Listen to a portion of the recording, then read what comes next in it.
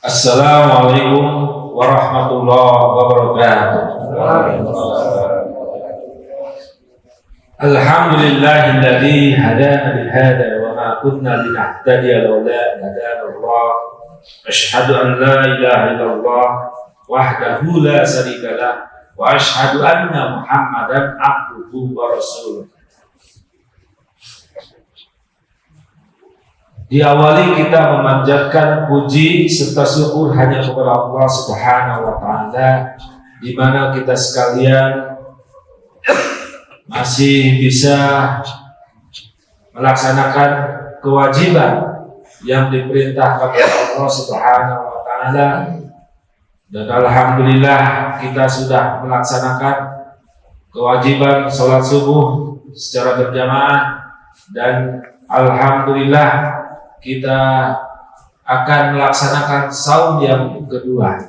Mudah-mudahan sesuai janji Allah, pada bulan Ramadan ini kita dilipat gandakan pahala kita sekalian. Tak lupa salawat serta salam kepada Nabi kita, Nabi Muhammad SAW, juga pada keluarganya, para sahabat, para tabi'in, para tabi'ut tabi'in, dan mudah-mudahan kita sekalian bersama Rasulullah SAW di surga nanti, dan kita sekalian selalu mengikuti sunnah Nabi Muhammad SAW. Hadirin sidang subuh yang saya hormati, biasanya di Ramadan ini pembahasan tentang saum Ramadan. Banyak sekali yang membahas tentang apa itu Ramadan, apa itu makna Ramadan. Tapi saya akan membahas tentang kewajiban kita sebagai kaum mukminin dan muslimin. Kita wajib mencari ilmu. Dalam hadis Nabi SAW dari Anas bin Malik radhiyallahu anhu, qala Rasulullah SAW, thalabul ilmi faridatun ala kulli muslim. Kalau dari Ibnu Abbas ada hadis, tapi ini hadisnya hasan. Kalau di dalam mustalahul hadis, hasan li dzatihi. Kalau hasan li dzatihi dalam mustalah hadis ini mendekati pada doa. Tapi ada thalabul ilmi faridatun ala kulli muslim, ini jadi menjadi naik dari hasan. Thalabul ilmi faridatun ala kulli muslimin wal muslimah. Nah, ini kalau Ibnu Abbas hadisnya. Orang muslim, thalabul ilmi wajib mencari ilmu, faridatun, thalabul mencari ilmu ini faridatun ala kulli muslim, wajib bagi kaum muslim. Kalau Ibnu Abbas tambah wal muslimat dan muslimah. Nah, ini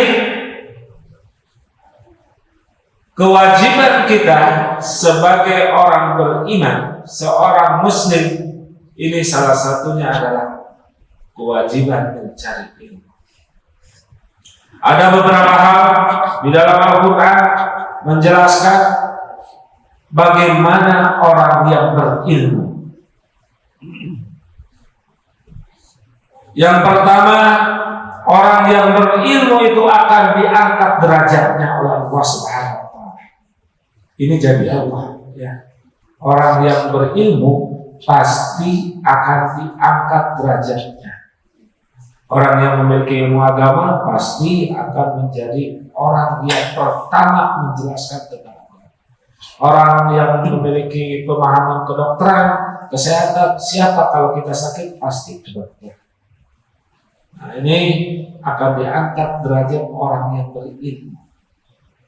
Dalam Al-Quran dinyatakan, ya ayyuhalladzina amanu idza qila lakum tafassahu fil majalisi fafsahu yafsahillah.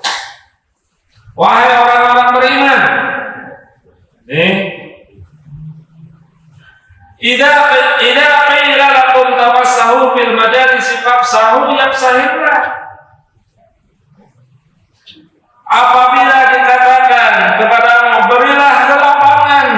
di dalam majelis-majelis, maka Allah Subhanahu wa Ta'ala akan melapangkannya.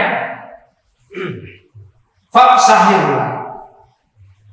Ingin dimudahkan, ingin sekali mendapatkan sesuatu yang diinginkan, Allah akan melapangkan keinginan kita. Ini dan itu. Wa idza qila sujud fansujud. Ini. Apabila dikatakan berdirilah kamu, maka berdirilah, niscaya Allah akan yafsahillah, yarfa'illah. Wa idza qila sujud fansujud yarfa'illah alladziina minkum walladziina utul ilma darajat. Niscaya Allah akan mengangkat derajat orang-orang yang beriman di antara kamu. Orang yang mencari, orang yang berusaha, itu akan diangkat derajat kita. Utul ilma darajat, akan diangkat orang-orang yang memiliki ilmu beberapa derajat. Nah ini di dalam ayat selanjutnya, wallahu bima ta'maluna khabir, dan Allah akan mengetahui apa yang kamu kerjakan. Seseorang yang memiliki ilmu, orang yang berusaha mendapatkan sesuatu karena keinginannya, akan mendapatkan keinginan itu. Maka orang yang memiliki pemahaman, orang yang memiliki kemampuan itu, dengan sendirinya Allah akan mengangkat derajat orang-orang tersebut, yaitu orang yang memiliki ilmu, pemahaman ilmu. Nah ini sekarang orang ingin baca kitab, ingin menerjemahkan. Nah ini harus tahu di dalam pembahasannya apa membaca itu. Ada nahwu, wasarfu, dan sharaf. Menerjemahkan, nah ini ada dalam nahwu itu ada fi'il madhi, ada fa'il, ada sifat, ada na'at, ada lain sebagainya. Itu harus dipelajari. Orang membaca kitab itu juga harus mempelajari. Orang yang memiliki keilmuan tentang kedokteran, nah ini harus ada teknik-teknik bagaimana untuk memahami, membedah, dan lain sebagainya. Coba sekarang kalau sakit pasti minta bukan kepada, mohon maaf ya, masih ada yang masih ke dukun ya. Nah, ke dukun yang ini banyak, masih banyak ya. Kita coba punya pengetahuan nggak tentang keilmuan tentang kesehatan kita? Yang jelas kalau sakit pasti ke dokter. Ingin bangun bikin rumah, bikin masjid yang bagus, ya ke arsitek. Ya, ini harus sesuai dengan ahlinya. Nah, orang yang mencari ilmu agama, termasuk ya kita sholat itu ada ilmunya. Tentang zakat ada ilmunya. Jadi semua ada ilmunya, maka kita wajib mencari ilmu. Terutama ilmu agama itu wajib bagi seorang muslim untuk memahami tentang ilmu agama. Karena sholat ada bacaannya, atahiyat gimana, cara atahiyat gimana, cara rukuk gimana, ada ilmu. Dan itu harus diketahui. Kemudian yang kedua, orang yang berilmu itu akan takut kepada Allah. Ilmu itu akan memahami kehidupan yang diciptakan, mendalami kekuasaan Allah, tentang kuasa Allah. Kuasa Allah itu adalah sebagai pencipta. Orang yang berilmu itu akan takut, akan melakukan hal-hal yang dilarang oleh Allah. Karena itu orang yang memiliki pengetahuan tentang agama, orang yang memahami tentang agama, ingin sekali masuk surga, maka selalu berhati-hati takut kepada Allah. Yang subhat aja kita harus hati-hati. Innal halal bayyinun wal haram bayyinun wa innama huwa mutasabihatun. Yang halal itu jelas, haram, judi haram, mabuk-mabukan haram, itu jelas haram. Yang halal jelas, makanan yang ada banyak yang halal jelas. Tapi yang paling sulit ditinggalkan kadang-kadang yang mutasabihat. Yang bagaimana yang sama? Nah, ini halal atau haram nih? Aduh, subhat ini belum tentu halal. Yang mendekati yang subhat itu akan mendekati ke haram. Terutama ini para pedagang ya, banyak sekali pedagang. Saya belinya segini nih, belinya 10.000, ada belinya cuma 8.000. Sok dijual 1.000 lah batinnya, berbuat bohong. Hati-hati itu orang pedagang biasanya. Terus kalau ini jelas timbangan dikurangin, dikurangan timbangan. Ini pedagang banyak nih, hati-hati para pedagang. Orang yang tetangga saja ini tanaman ke sebelahnya punya siapa itu? Itu subhat ya. Ini mah ke tempat saya ini, saya ambil aja, belum tentu halal. Yang punyanya tanamannya juga belum tentu mengizinkan ke situ. Masih subhat, harus ada izin di antara kedua itu, kesepakatan di antara kedua. Ada binatang ternak masuk ke tetangga, banyak rumput diambil, dimakan sama rumputnya, padahal binatang itu bukan manusia, tapi binatang itu punya siapa? Nah, ini yang subhat. Harus hati-hati, takut sesuatu hal yang subhat kita makan. Nah, ini harus tahu ilmunya ya. Bagaimana hati-hatian. Nah, yang ketiga, orang yang berilmu itu akan diberikan kebaikan dunia dan akhir. Di dalam Al-Quran dinyatakan yu'til hikmata man yasha. Dia akan memberikan kepada siapa yang dikehendaki. Wa may yu'tal hikmata faqad utiya khairan katsira. Dan barang siapa diberi hikmah, sesungguhnya dia telah diberi kebaikan yang banyak. Kemudian di ayat selanjutnya, wa ma yadzakkaru illa ulul albab. Dan tidak ada yang mengambil pelajaran kecuali orang-orang yang memiliki akal.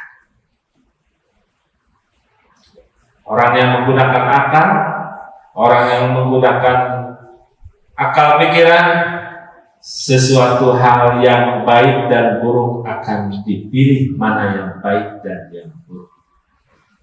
Ulul albab. Kemudian yang keempat, orang yang berilmu ini akan dimudahkan jalannya ke surga. Orang yang berilmu itu akan dimudahkan oleh Allah Subhanahu wa Ta'ala. Kita sendiri akan menjalaninya, mencari jalan untuk masuk surga. Dalam hadis Muslim dinyatakan, wa man salaka tariqan yaltamisu fihi ilman sahalallahu bihi tariqan ilal jannah. Jelas. Barang siapa yang menempuh jalan untuk mencari ilmu, maka Allah akan mudahkan baginya jalan menuju surga. Menuju surga teh mudah bagi orang yang berilmu mah.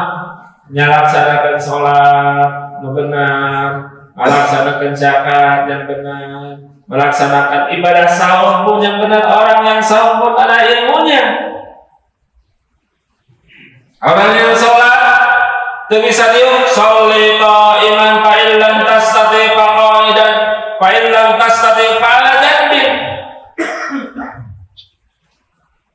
Salatlah berdiri, nu bisa berdiri. Geus teu bisa ngantung, maka duduk. Nah, ini yang susah berdiri, maka pakai. Failam tastati fa'ala jambin. Teu bisa diuk sambil berbaring. Coba Allah memudahkan. Kewajiban kita ini adalah melaksanakan apa yang diperintahkan oleh Allah. Salat itu adalah wajib. Jangan ditinggalkan. Yang sakit yang tidak berdiri pun berbarenglah sholat, kecuali sudah meninggal disolatkan. Nah, ini kewajiban. Orang yang saum keadaan safar, keadaan sakit, ini apa yang dilakukan? Ayyam ma'dudah, faman kana minkum maridan aw ala safarin fa iddatun min ayyamin ukhra. Ganti di yang lainnya atau berfidyah. Maridan yang sakit nenek tua tidak akan bisa melaksanakan mengganti saumnya. Tidak akan bisa diganti hutang saumnya itu. Wajibnya maka dilakukan dengan fidyah. Ini ada ilmunya untuk masuk surga. Apa? Ta'am ala miskin, memberi makan sesuai yang dimakan kita. Ternyata kita tidak bisa makan. Nah, ini mencari makan aja susah. Nah, ini kan Allah memudahkan, tidak melakukan fidyah juga tidak jadi masalah, karena dia juga membuat makannya dia susah. Nah, ini kewajiban orang yang punya ilmu itu jalannya adalah ke surga. Harus paham tentang ilmu agama. Zakat, perdagangan, pertanian. Hati-hati nih orang yang bertani, kadang-kadang banyak yang tidak zakat. Wajib zakat itu. Wajib zakat. Panen sekian. Orang yang hasil panennya dari ini musim hujan bagus kan. Beda dengan hari kering. Nah, ini berapa ini berbeda antara yang panennya. Ini punya ilmu, harus ada ilmu. Berdagang kita juga harus ada zakatnya. Nah, yang kelima, orang yang berilmu memiliki pahala yang kekal. Selamanya akan kekal, ya. Dalam hadis dinyatakan idza matal insan in qata'a amaluhu illa min salas. Apabila mati manusia akan terputus amalnya illa min salas, kecuali yang tiga. Sedekah jariyah, sedekah jariyah kita ini akan terus. Kemudian wa ilmun yantafa'u bih,